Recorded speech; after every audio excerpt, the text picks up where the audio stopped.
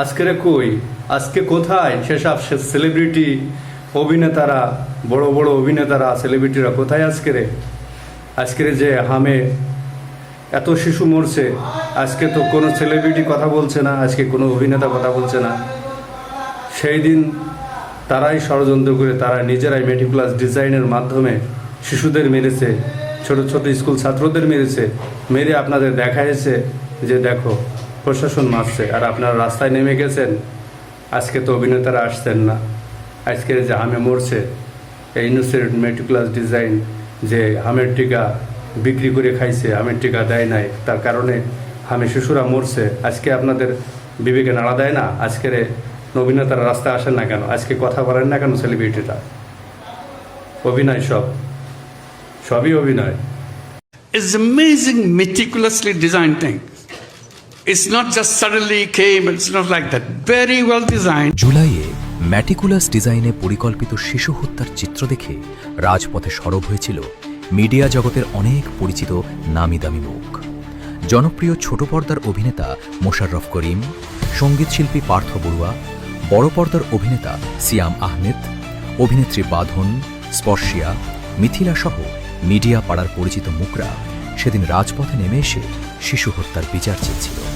মোশাররফ করিমের ভাষ্য ছিল, ফেসবুকে বিগত কয়েকদিন ধরে জুলাই আন্দোলনের শিশু হত্যার চিত্র দেখতে দেখতে তিনি ক্লান্ত, তাই তিনি রাজপথে নেমে এসেছেন শিশু হত্যার বিচার চাইতে।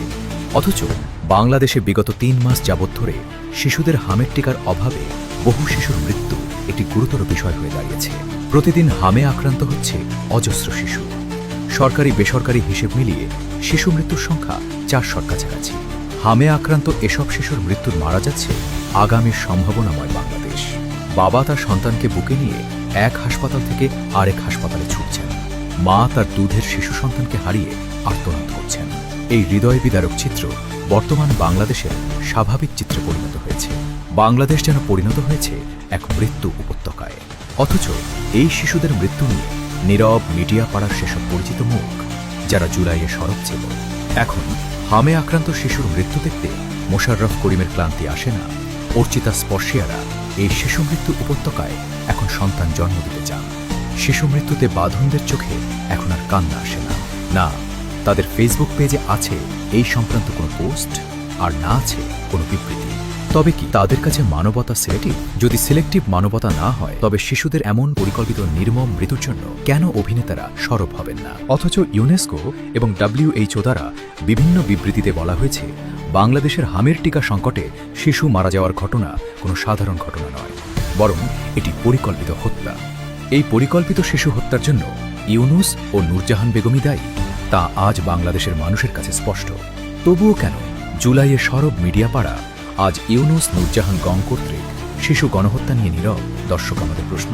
তবে কি এসব অভিনেতা অভিনেত্রীরাও ডলারের কাছে বিক্রি হয়েছিল, নাকি ইউনুসের তৈরি ম্যাটিকুলাস ডিজাইনের অন্যতম সহযোগী ছিল?